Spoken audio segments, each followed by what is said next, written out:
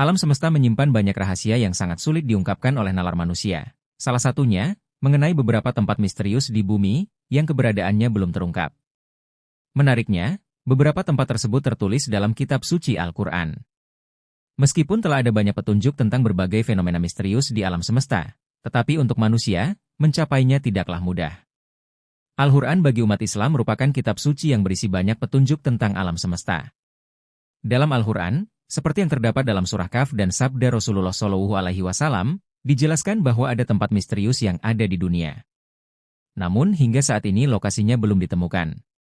Berikut adalah daftar tempat misterius dalam Al-Quran yang hingga saat ini belum ditemukan, dirangkum dari berbagai sumber. 1. Ainul Hayat. Telaga Ainul Hayat merupakan telaga yang penuh misteri dalam eksistensinya. Legenda menyebutkan bahwa mereka yang berhasil meminum air dari telaga ini akan diberikan anugerah keabadian sampai akhir zaman, kecuali Allah Subhanahu wa Ta'ala menghendaki kematian mereka. Beberapa pakar tafsir berpendapat bahwa air dari telaga ini memiliki potensi untuk memperpanjang umur manusia. Seandainya seseorang mencicipi airnya meskipun hanya dalam satu tegukan, maka hidupnya akan dianugerahi keabadian.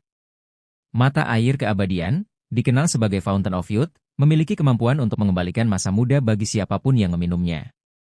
Meskipun sangat terkenal, keberadaannya tetap misterius dan menjadi sumber kagum bagi banyak orang. Dalam catatan sejarah, Raja Ferdinand meyakini dengan sungguh-sungguh akan adanya mata air keabadian. Ia menganggap apa yang tercatat dalam kitab dan manuskrip kuno sebagai fakta yang nyata. Oleh karena itu, Raja Ferdinand menugaskan Ponce de Leon untuk menjalankan ekspedisi guna mencari keberadaan Fountain of Youth. Ahli sejarah memperkirakan bahwa Ponce de Leon lahir sekitar tahun 1474 Masehi. Pada bulan September 1493, ia ikut serta dalam ekspedisi yang dipimpin oleh Christopher Columbus. Ekspedisi tersebut melibatkan sekitar 1.200 pelaut, kolonis, dan prajurit.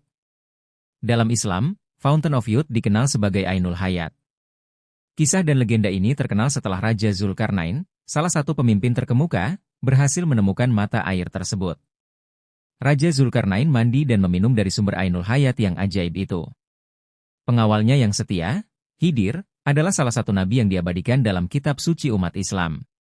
Dikisahkan dalam beberapa hikayat bahwa ketika Allah Subhanahu wa Ta'ala menciptakan dunia, Dia menurunkan beberapa tetesan air dari surga ke bumi. Salah satu tetes tersebut kemudian berubah menjadi Ainul Hayat, yang dikenal sebagai mata air keabadian. Beberapa ulama menyatakan bahwa Ainul Hayat yang dijaga oleh Nabi Khidir berada di Pulau Bermuda. Hubungan ini terkait dengan hilangnya kapal atau orang-orang yang melintasinya karena banyak setan yang menghantui daerah tersebut. Maksud dari mereka adalah untuk merebut Ainul Hayat. Namun, apabila Pulau Bermuda memang ada, sekali lagi hanya Allah yang mengetahui di mana sebenarnya lokasi telaga Ainul Hayat. 2. Tempat persembunyian Dajjal. Dalam Al-Quran dan hadis disebutkan bahwa munculnya Dajjal merupakan salah satu dari tanda-tanda datangnya kiamat kubra atau besar. Dunia diambang kehancuran yang besar jika Dajjal telah muncul. Dajjal dipenjara oleh Allah Subhanahu wa Ta'ala di suatu tempat misterius dan dijaga oleh seekor hewan yang bisa berbicara yang bernama Al-Jassasah. Namun, perihal lokasi tepatnya Rasulullah SAW tidak menjelaskan secara rinci.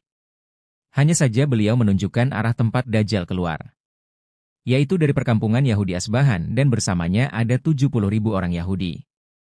Hadis yang diriwayatkan Anas radhiyallahu anhu, Dajjal akan keluar dari bumi di arah timur yang dinamakan dengan Khurasan.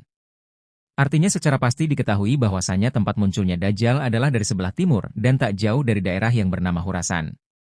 Khurasan sendiri, sejak abad ketiga Masehi itu adalah suatu wilayah yang luas meliputi Iran, Afghanistan, Tajikistan, Turkmenistan, Kazakhstan, dan Uzbekistan. Sedangkan tentang pulau tempat Dajjal dikurung mungkin saja berada tak jauh dari wilayah itu, dan banyak tersebar kabar bahwa Dajjal dikurung di salah satu pulau di Yaman yang bernama Socotra.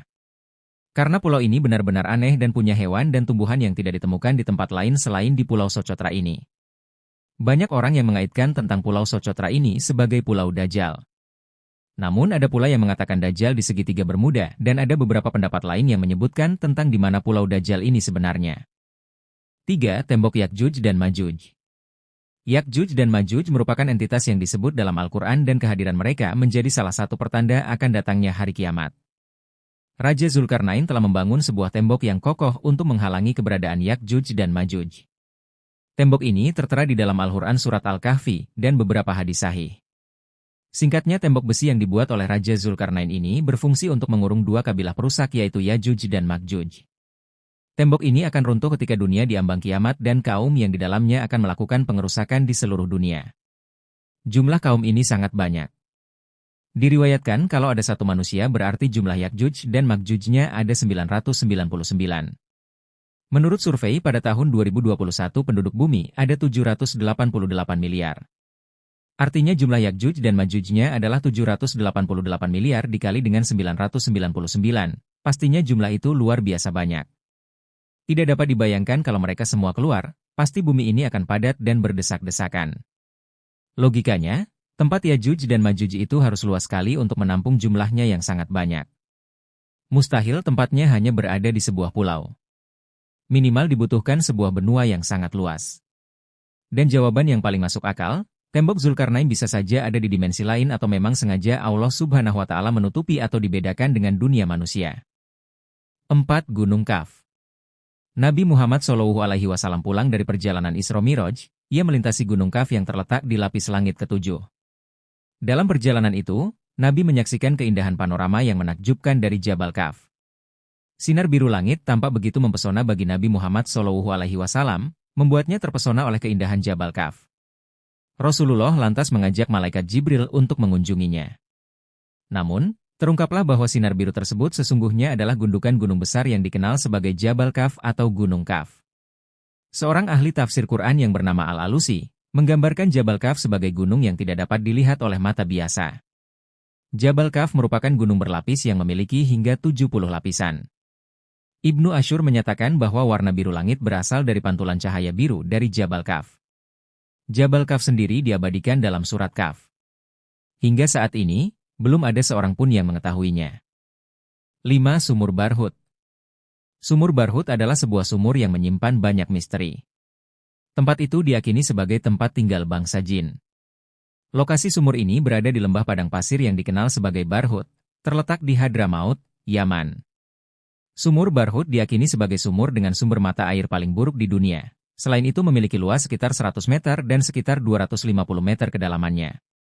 Keberadaan sumur Barhut sendiri telah diterangkan langsung oleh Nabi Muhammad SAW dan para sahabat melalui salah satu hadisnya. Dalam hadis tentang sumur Barhut, Rasulullah SAW membandingkan air yang berasal dari sumur Zam-Zam dan air yang berasal dari sumur Barhut. Disebutkan dalam kitab Al-Kabir bahwa Abdullah bin Abbas radhiyallahu anhu meriwayatkan hadis Rasulullah SAW. Sebaik-baik air di atas permukaan bumi ini adalah air Zam-Zam, karena di dalamnya terdapat zat yang dapat mengenyangkan dan obat dari penyakit.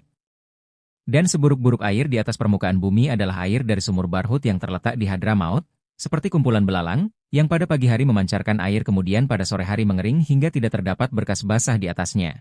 Hadis riwayat Tabrani. Sumur Barhut dianggap sebagai sebuah tempat misterius yang dipenuhi mitos dan cerita rakyat. Dalam cerita yang beredar, disebutkan tempat itu merupakan penjara bagi para setan. Mitos itu merujuk pada bau busuk yang keluar dari sumur. Dalam legenda yang diceritakan turun-temurun, ada sebangsa jin dan tokoh gaib yang menghuni sumur tersebut. Namun, kisah tersebut masih belum bisa dipastikan kebenarannya. Lokasi sumur Barhut ini cukup dekat dengan makam Nabi Hud alaihi salam. Karena tidak adanya informasi valid tentang sejarah awal mula sumur Barhut, banyak beragam cerita berkembang. Kata Barhut menurut bahasa Himyar kuno sebuah dinasti yang pernah berkuasa di Yaman, bermakna kotanya bangsa jin. Nama tersebut diambil lantaran dulunya pernah ada seorang raja dinasti Himyar kuno yang menggali sumur ini. Tujuannya untuk menyembunyikan harta karunnya dengan bantuan jin. Oleh penduduk setempat, dasar sumur neraka diyakini dipenuhi jin dan merupakan pintu gerbang ke alam baka. Banyak mitos beredar, sebagian besar menggambarkannya sebagai penjara jin yang menyebabkan kesialan. 6. Kerajaan Nabi Sulaiman alaihi salam. Nabi Sulaiman alaihi salam, putra dari Nabi Daud alaihi salam, terkenal sebagai raja yang kaya raya dan memiliki kekuasaan yang sangat luas sesuai dengan yang terdapat dalam Al-Quran. Nabi Sulaiman memiliki istana kerajaan yang sangat megah yang dalam literatur bangsa Yahudi disebut Solomon Temple. Istana Nabi Sulaiman telah lenyap karena runtuh, kecuali hanya tembok sebelah barat yang masih berdiri dari bangunan kuil atau istana tersebut. Orang Yahudi menyebut sisa bangunan kuil itu dengan sebutan tembok ratapan. Beberapa catatan sejarah mencatat bahwa istana Nabi Sulaiman tidak mengalami kerusakan karena runtuh, melainkan karena dihancurkan oleh orang-orang Yahudi yang sombong dan angkuh. Dalam surat Al-Isra ayat 4-7, disebutkan bahwa ciri-ciri istana Nabi Sulaiman termasuk memiliki pintu istana yang terbuat dari kayu zaitun dan cemara. Lalu, lantainya terbuat dari kombinasi kaca dan emas. Bangunan istananya juga berwarna-warni, meliputi biru, ungu, hijau, kuning, dan berbagai warna lainnya. Dalam tradisi orang Yahudi, biru melambangkan langit, sementara merah melambangkan bumi. Ungu merupakan gabungan dua warna, melambangkan pertemuan antara langit dan bumi. Konon, di sekitar istana Nabi Sulaiman terdapat bangunan lain, termasuk gapura di sebelah barat daya. Tidak hanya itu, istana Nabi Sulaiman memiliki 32 pilar di pintu gerbangnya. Beberapa orang meyakini bahwa pondasi kuil Sulaiman kini berada di Masjid Al-Aqsa.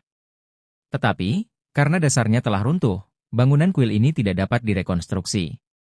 Kabarnya letak daripada istana kerajaan Nabi Sulaiman alaihi salam tersebut ada di bagian selatan masjid yang dibangun Khalifah Al-Walid. Namun, sampai saat ini, tidak ada bukti yang menunjukkan keberadaan kerajaan Nabi Sulaiman ataupun artefak peninggalannya. Jadi itulah tempat-tempat misterius dalam Al-Quran yang belum ditemukan. Misteri tempat-tempat ini dalam Al-Quran masih menjadi perdebatan di antara para ulama dan peneliti, dan lokasi pasti mereka masih belum berhasil diidentifikasi hingga saat ini.